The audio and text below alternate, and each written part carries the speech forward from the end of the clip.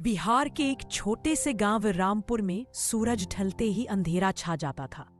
लालटेन की मध्यम रोशनी, ढिबरी की टिमटिमाहट और चूल्हे की आग ही वहां के जीवन की रातों को रोशन करती थी। बच्चे शाम होते ही पढ़ाई छोड़ देते और बूढ़े बच्चे सब जल्दी सो जाते। माधव गांव का एक 22 वर्षीय युवक था जो शहर से पढ़ाई पूरी करके लौट आया था। शहर में बिजली की रफ्तार देखकर उसके मन में एक ही ख्वाहिश थी, कभी मेरा रामपुर भी रोशनी में नहाएगा। बाकी लोग हंसते थे, बिजली वो तो बड़े लोगों के लिए है। लेकिन माधव ने हार नहीं मानी। माधव ने गांव के मुखिया रामदीन से बात की और पंचायत भवन में एक बैठक बुलवाई। वहां उसने बिजली लाने का प्रस्ताव रखा। कुछ लोगों ने समर्थन किया तो कुछ ने तंज कसा, सरकार सुनती कहाँ है गांव वालों की। लेकिन मुखिया ने कहा, कोशिश करने में क्या हर्ज है। माधव ने सरकार की ग्राम विद्युतीकरण योजना के तहत आवेदन किया।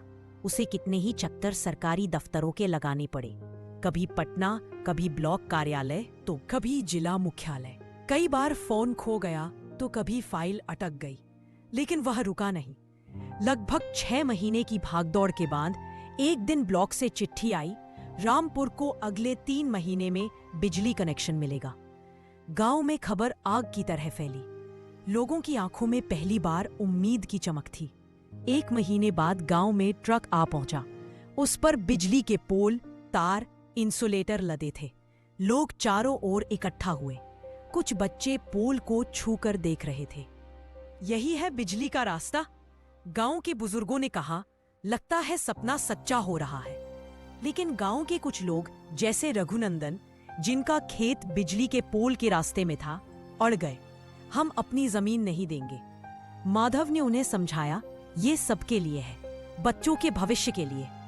बाद में पंचायत के हस्तक्षेप से मामला सुलझ। एक दिन ट्रैक्टर पर ट्रांसफार्मर गांव में आया।